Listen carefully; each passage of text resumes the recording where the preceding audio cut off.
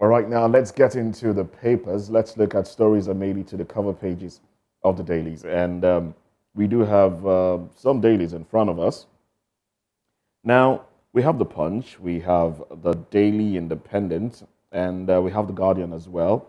Daily Trust has that headline that Fina pointed to at the beginning of the show. But let's just, well, I will start with the Guardian newspaper now. The Guardian newspaper starts with issues that have to do with health. The banner headline here reads, out of pockets, high cost of care hits public hospitals, uninsured patients. And then there is a breakdown of certain events, certain things happening. It says hospitals insist on deposit payments before care. I don't think this is new. Maybe this paper is just reporting this, but it's not new. Usually hospitals will insist that you pay for everything. Even if they're going to give you injections, you will have to go buy it yourself. Some more headlines there. Patients, caregivers stranded. Over 150% hike in cost. Patients explore cheaper, unsafe alternatives. Herbal concoctions. Over 90% of Nigerians still have no health insurance. How many people actually make use of their HMOs? And though some of them work with government establishments, those that even know that there is something like an HMO, a health insurance, they work with the government. And because some of them know that these things are deducted from your salary, whether you like it or yes. Yeah. And so you have to use it. But then again, in some cases, I dare say some cases, when you visit the hospital that is your HMO, the hospital assigned to you, the treatment they give you, because you're coming from, the HMO, the health insurance thing, is kind of negligible in comparison to what they will give one who is paying cash. Okay. Regardless of whether they still get paid. And you want to ask, where is the Savicon? You want to ask. Where is the Savicon? But well, I will not blame Savicon because they will only act on what is reported. Exactly. Yeah. Oh well. You see, yesterday when I talked about the cholera after we did the party shot, so two of you were of the opinion that maybe I just wanted to, make Nigerians, will I say, add a little, and maybe Paul Sands. After people went to party in Lagos. Now you understand why I was talking about that. Now I think the Guardian newspaper made it known to us this morning that the cost, in court, they say out of pocket, high cost of care hits public hospital and uninsured patients. It's really expensive. Very. Cholera is in the air.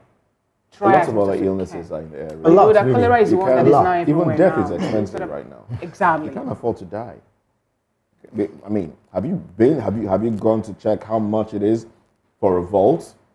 If you for a vault, if you want to bury someone, pretty expensive. We're talking in the range of 500 to 2 million, 3 million, 5 million. A little to while, put somebody in the ground. A little while, a lot of persons leave their dead at the morgue and not going to even pick them at all. I think it was last month that UBTH were of the opinion that it will help people who abandon their dead ones there to do the mass burial. So I was like, what is really happening? And not just in Nigeria also. Some time ago in Kenya, they also talked about how people have abandoned their dead ones because they couldn't afford the funeral. So the people or the government were of the opinion that they would just organize a mass burial and then bury them, And there's an experience I had some years back. For some reason, I just wanted to get my head into a certain space, and then I visited a morgue. I was in the hospital. It was. Oh, dear. I needed to clear my head. All right, it's weird, right? Yes, it is weird.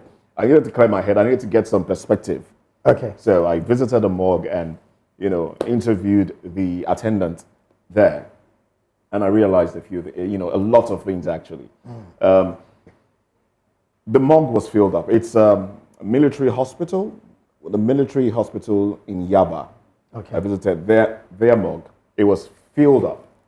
Wow. The freezer was filled. He had to pull out, I had to see, tell all this one. And then he was telling me what killed some, what killed, okay, this one is an officer, he died of HIV and AIDS, this one died in an accident. and then there was a trunk box. I don't know if you remember those trunk boxes. Those metal boxes that our mothers used to have where they keep their abada and Hollandia. Hollandis. Sorry. Hollandis. You know, the trunk box was about this height. Right. And then he opened it. And then what was there was about nothing less than 30 people. 30 corpses. Wow. Yeah, about this height. About this. Okay, let's say from this table, it's about this height. From this table, it's about this height. They had been there for a long time. They had, shrunk to almost like skin on bone, and they were just dumped. And I asked why. I said, well, their owners, the owners of the corpses, abandoned them. Some of them due to lack of money to bury them. Some of them don't even know they died in accidents and things like that. They're looking out for them. So now they're just waiting for court order to have a mass burial for them. That was why they kept them aside. In that container, it was a small container. And I asked myself, what then is all the hustle for in life, really? Okay. It's what then? What? All this, you don't want somebody to touch you because of your class. Yeah, that part. We have about 30 people more than actually in a container. They don't care anymore because they're dead and gone. I needed to get perspective on a lot of things, and I did that, and it opened my eyes to some of the things. I think you should do it. I think you should do it. I think you should do it. Occasionally, just go to the morgue, see the end, like the holy books say, vanity upon vanity, all is vanity. And the holy books did actually prescribe events that we should attend. Attend birthdays, attend burials. All right. It will give you perspective on a lot of things. Oh, well. Some more headlines. Are we done with that? No, we're not. Okay. Lots more. We still need to touch on some more headlines here. Okay, I think I've lost. Okay, no. Let's see. Yeah. Okay, yes. Victoria? Yes. So yes, Northeast, home to over 2 million uneducated children, says UNICEF. Nigeria recorded 75,000 new HIV infections in 2023, says NACA. Naira depreciation adds 17.8 trillion naira to public debt in 3 months. Murik, Arewa Group knocks Sokoto government over passage of anti-sultanate bill. And now to cholera. Cholera, Nigeria records 54 deaths, 1,579 cases in 32 weeks. Shadow of presidential aircraft hangs over NAS emergency seating today. Hundreds of APC members decry hunger, decamp to PDP in Ondo. And yes, now we were talking about cholera. I'm of the opinion, I haven't clarified this, but from conversations with a warden I had a conversation with a warden recently, and he told me that with the cholera outbreak, they have recorded a lot of deaths in a particular prison cell. Oh, wow. He said, and I quote, over 200 people have died. Wow. Because we know how they are kept. Correctional facilities are. Oh, yes, yeah. Southern prisons. Yeah. The Nigeria Correctional Facility, Correctional Center. A lot of people have died. We know how they live. They defecate, in the same area where and they are not properly cared for. Yeah. Yet a lot of them have died. But it's not reported. That is the thing. It's not reported. Some of them are on death row anyway. Oh, well. So it feels like, okay, they're dead, they're gone, and then life goes on. I mean, these are humans. Of course they are. And sometimes when I see some of these reports, one goes to ask a question, what's then the value for life from the Nigerian perspective? This headline that reads Nigeria recorded 75,000 new HIV infections in 2023.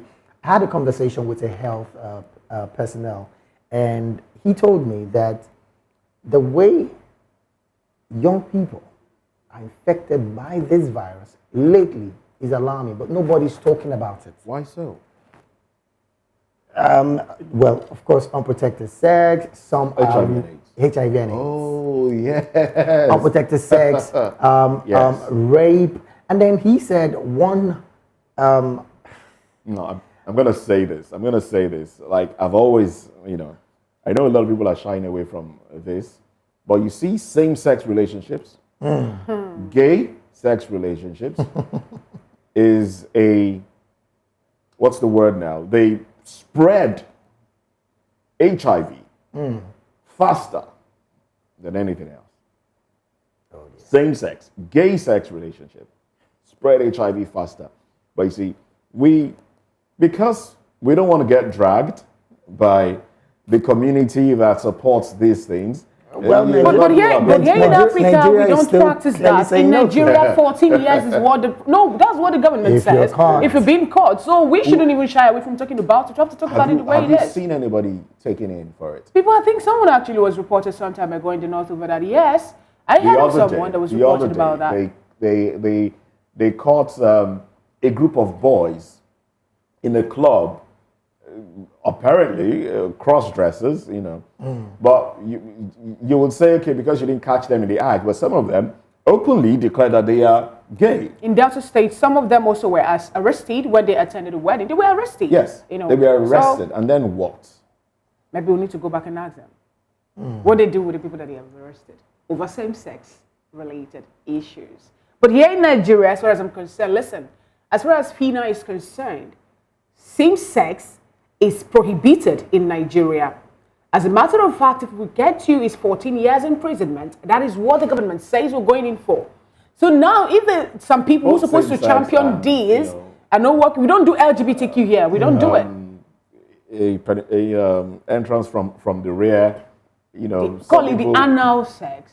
The way it's being done. This is morning radio. So you don't do that. This is morning TV. No, we don't do that because it is not even in line with what. First, our costume, our norms, our beliefs everything we have as Nigerians talk against it. The north, the east, the south. Interestingly, this same person I was telling you about, the health official, did say that a victim was confirmed to have HIV. And she said that she would never die alone. And she's going out to everybody and anybody that comes her way. Man's inhumanity to man. Now, that is scary because on one path, you want to ask, of course, she said that her ex-boyfriend gave it to her, unknown to her. Now, come in for treatment, at least to help you. She's saying no. She would go as far as she can to keep spreading it. Again, it goes to data that Nigerians don't have. No profile, no proper profiling. You cannot even say this person had or this person. I mean, there are reports that HIV is actually spreading in Nigeria. I used to be afraid that, South Africa has a high. South Africa, they made it open. They made it open. In fact, there's a law in South Africa that if you have it, before you engage with someone, tell the person. Yeah. Right. So they will decide whether or not they want to have protected or whatever with you. In fact, in some cases, there was a time some people in South Africa had to have a tattoo, in the public area, indicating that they have it. Yeah. All right. But because there's a law to that regard, but I think we have been living in denial here. There are reports coming out that in some parts, I think in Benue, it's really high in Benue. Right. The statistics that we have from those that are persons living with HIV in Benue is on the high, and some of the parts of the country as well. But like you rightly said, we don't have actual statistics to work with. True. So people can be more careful right. how they interact. quite unfortunate, really. I mean, it's alarming and scary. 73,000 new HIV infection in 2023 alone. Now, if we don't take all of the precautionary measures, well, basically what we're saying is just be careful out there. It's very, very important that you look out for yourself and please stay safe. All right, let's get some other paper because of our time quickly. Okay, we're going to go straight to Punch newspaper. We just left there? Okay, right. No, we did That was the comment. Take the punch then. All right, the banner headline here reads, Dangote Refinery, crude supply crisis threatens oil investment, operators warn FG. The writer there says, FG urged to deepen investors' confidence. Dangote allays fear over refinery fire. Well, that incident that happened at the Dangote refinery, they've come out to say that it was just mild. No casualties was recorded, and things are going on well there. All right, by the side of the nameplates there, you find another headline that reads 423 billion naira theft. El-Rufai sues Kaduna Assembly, challenges probe. Above the nameplate, other headline reads, stress test on banks necessitated recapitalization. Stress test on banks necessitated recapitalization. This is coming from the CBN. Also, government ASU meets to avert strike in varsities. You can find that in page 2 of the Punch newspaper. FG banks begin talks on nationwide broadband rollout. That is also on page 21 of the Punch newspaper. All right, beneath the nameplate there, you find other headline that reads, Tinubu backs NDLEA to end drug abuse, trafficking. I dare say that the NDLEA are really doing an amazing job. Oh, yes, they are. Oh, yes, Yeah. They're doing an amazing job. I mean, the Buba Mara-led NDLEA really, really are clamping down on so many of this illicit drug traffickers. Yes. Yeah.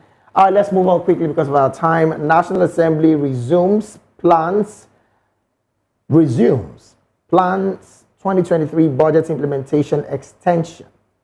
National Assembly resumes plans 2023 budget implementation extension. How we killed commercial sex worker for ritual. This is according to a suspect. You can also find that out on page 4 and 5 of the Punch newspaper. And then finally, on the front page of the Punch newspaper, PDP candidate receives APC defectors, vows to unseat Ayeda Tiwa. You can find that in page 10. Well, this is Ondo State politics, precisely. Why this? When they say they vow to unseat Ayeda Tiwa, I want to ask, what is really happening in Ondo politics? First, it was more like the National Assembly, the State Assembly weren't in support of him being the governor. And then he came in power, and within how many hours of him being on seat, he gave a mandate that those who are working should allow their, the Secretary General to handle it, because he wanted to reject the people who were there.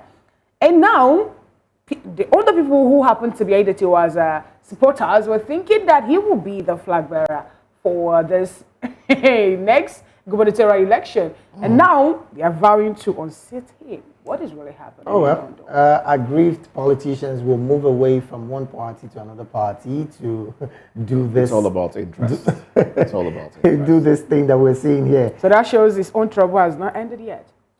There's trouble everywhere. All right. Well, that's about it in the front page of the Punch newspaper. Well, do we have time? I don't think we do. Let's just move on to the conversation. That's about it from this part of the conversation. Of course, talking about the front pages of the national dailies. We're going to take another quick break. When we return, we'll be talking about insecurity in Nigeria. Bandits imposing 20 million naira tax on Benue communities. Now, this is coming from a local government chairman affirming this particular statement. This and more when we return after this break. Stay with us.